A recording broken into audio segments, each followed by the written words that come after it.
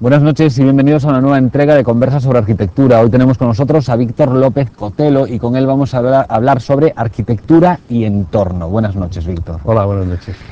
Yo diría que estamos en un lugar milagro. No sé qué te parece la definición. Pues sí, es cierto, es cierto. Hay lugares que no tienen un carácter especial y hay otros que tienen milagro, ¿no? Se suele decir que es el genio del lugar, ¿no? Y realmente aquí hay milagro, pero hay muchos sitios en Santiago milagro. O sea, Santiago es una ciudad milagrosa. ¿Qué pasó? No, y con el carácter religioso que tiene la ciudad, yo creo que es muy adecuado el término milagro. Pero, ¿qué pasó con este espacio, con esta porción de terreno que pasó desapercibida hasta que tú y yo te lo pongo y el constructor decidís crear esto de lo que hablaremos a continuación? ¿Cómo llegasteis a descubrir, oye, que aquí hay un espacio para construir y es un espacio muy apetecible? Bueno, el descubrimiento no lo hacemos nosotros, lo hace el plan especial cuando decide que esto que había sido un lugar que nunca en la historia se había construido, pues que pasa a formar parte del casco histórico. De hecho, digamos, el límite del casco histórico llega prácticamente hasta aquí delante de donde estamos, ¿no? Incorpora, por así decir, esto a la ciudad histórica, que hasta ahora pues esto había estado bloqueado, por así decir, por el Parque Naval, ¿no? Y esto es como un fondo de saco de un crecimiento de la ciudad que se había hecho desde fuera, ¿no? Y entonces la calle Escultora Sorey, por ejemplo, pues era una calle que se acercaba hacia el parque, pero no llegaba a tocarlo, porque era un fondo de saco, no tenía salida. La ruela de Caramoniña va muy hundida, ¿no? Y tampoco tenía un contacto con la ruela, entonces era un sitio que no tenía un atractivo porque prácticamente no iba a ningún lado, ¿no? Digamos, ¿no? Y entonces el planeamiento ya se incorpora, digamos, como un lugar edificable, ¿no? Un lugar edificable y también interesante para la propia ciudad histórica en cuanto salta al otro lado del parque y sirve también, por lo menos esa ha sido también nuestra intención, como un fermento, digamos, que pueda ayudar a regenerar un barrio que creció en un momento determinado y que yo decía que creció sin vocación de ser nada, más que de dar habitación a las personas que lo necesitaban en su momento. Y con esto yo creo que lo que intentamos es que se una, que se trabe con la ciudad histórica, que tenga salida hacia la ciudad histórica a través del parque, por ejemplo, ¿no? Y que la propia ciudad histórica salga a su encuentro y que en esta nueva situación, digamos, que sirva de como una posible mejora y de integración de estas partes que crecieron sin vocación y que ahora mismo encuentran ya un destino. Mucha gente pensaba hasta este momento que la ciudad histórica acababa en la Porta do Camiño, Rúa de San Pedro, esos eran como los límites, y que lo que podía crecer en Santiago era el ensanche, toda la zona de Conxo, pero no pensaban que hacia arriba también había vida. Era un poco lo que tú decías, el fondo se convirtió en primera línea, ¿no? Bueno, claro, en Santiago hay lugares que estaban, digamos, por razones históricas muertos, digamos, ¿no?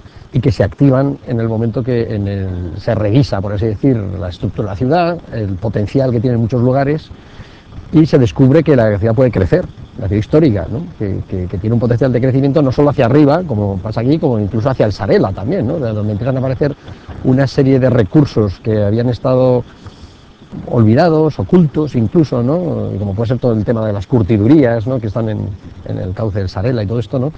Y entonces ahí el propio plan... no sé si lo sabrás, me estaba recordando que la Consellería de Medio Ambiente acaba de diseñar un paseo para que tú puedas hacerlo alrededor del río Sarela, siguiendo un poco el cauce y viendo esas construcciones, las curtidurías, viendo un poco ese Santiago que mucha gente también desconoce. Sí, la verdad es que hay un gran recurso, digamos, para los santiagueses, o sea que eso no es para los turistas, ¿no? Que vienen a otra cosa. Yo creo que lo bueno de eso sería que mantuviera su carácter rural, su carácter misterioso. O sea, si se urbaniza demasiado, yo creo que perdería una de sus características, ¿no? Pero como decíamos, Santiago tiene muchos recursos en este sentido y digamos que la visión de Otero ha sido el dirigir, digamos, sus propuestas precisamente hacia estos lugares que por otro lado tienen las dificultades de la tramitación, o sea que no es tan automático el construir aquí como pueda ser en cualquier otro solar que tiene una normativa mucho más, digamos, más fácil de cumplimentar, ¿no? Entonces, estos son lugares que su calidad también viene, digamos, forrada de unas ciertas dificultades de gestión y de tramitación, ¿no? Y por eso pues se tarda mucho en conseguir, digamos, sacar adelante este tipo de obras, ¿no? Y después tu arte estuvo o está en saber hacer varias cosas, ¿no?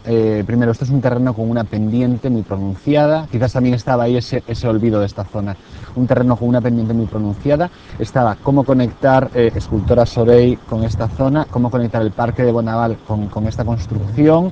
¿Te encontraste con algún problema más? ¿Cómo solucionaste esos problemas?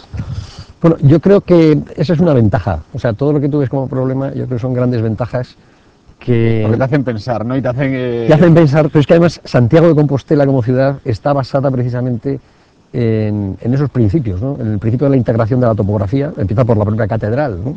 La catedral es una catedral a la que hay que subir, digamos, desde la Plaza del Obradoiro, cosa que no pasa nunca, hay que subir una planta entera, bastante grande, y sin embargo, en la parte de atrás está incrustada, ¿no? O sea que ya ves que ahí la pieza más importante, que es la catedral, pero tienes los conventos, tienes donde la topografía y la arquitectura trabajan siempre juntas, y yo creo que las ciudades más difíciles son las que son totalmente llanas, ¿no? Porque son como muy insulsas, ¿no? Y aquí tienes un montón de recursos que te pone ya el territorio, ¿no?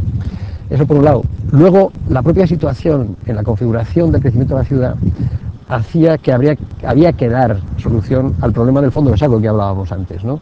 Entonces parecía muy evidente que una de las cuestiones a resolver, que lo dice el plan especial, era el entronque de la calle Escultora Soreí con la Ruela, y nosotros pensamos que precisamente porque era parte de la ciudad histórica, que teníamos que meter la escala de la ciudad histórica aquí, o sea que no podíamos hacer una confluencia, digamos, más o menos banal, ¿no? Donde una calle choca con otra y se hace una gran escalinata, o sea que esto no pertenece al mundo, al carácter de la Ruela, que tiene su misterio, que tiene todo el mundo gallego, digamos, ¿no? Y todo el encanto de Santiago, y que lo tenemos que defender, pero no solo defender, sino que teníamos que potenciarlo, ¿no? Entonces ahí aparece pues el recurso del puente que salta, y es un puente que no es solo para estas viviendas, para toda la zona esta, ¿no?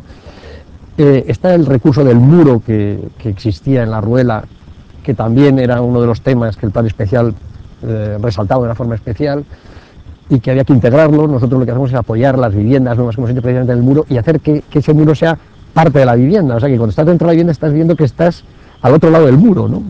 El muro es de piedra por dentro también, ¿no? O sea, estás en tu cocina y estás al pie del muro, ¿no? Dentro del muro, ¿no? Entonces, todo eso son dificultades por un lado, pero que son enriquecimientos por otro, y que si se saben utilizar todos los recursos, al principio lo que te sale es una obra que se integra muy bien en la historia de la ciudad, porque la historia de la ciudad se basa en esas mismas dificultades, ¿no? Lo planificado frente a lo espontáneo, por ejemplo, que eso también lo tienes en la ciudad histórica, ¿no? El caserío que surge, digamos, de una estructura medieval, de parcelas pequeñitas, profundas, en calles sinuosas, frente a los grandes contenedores de los conventos, la universidad, la que tal. O sea, lo espontáneo, lo planificado, la topografía, digamos. Y es una edificación generosa. Me refiero con generosa a que sí, bueno, tiene un precio, tiene unos materiales de primera calidad, está muy pensado, pues respetando esas construcciones del casco histórico, pero sí piensa en su entorno. Después hablaremos de cómo piensa en su entorno estéticamente, pero piensa en su entorno con ese puente que comunica con Bonaval, que no es exclusivo para esas edificaciones. Luego tiene un patio también, ¿no? Al que se puede acceder. Sí, bueno, todas estas, yo creo que el éxito de la arquitectura... O sea, quizás lo fácil habría sido construir algo elitista. Yo creo que la arquitectura, siempre lo digo, es siempre pública, o sea, que independientemente de quién la financie, si es un capital privado o es un capital público, la arquitectura es pública siempre, porque es para todos, o sea, no puedes eludir el hecho de que lo que tú haces va a repercutir en las personas que pasan por la calle, en los vecinos, o sea,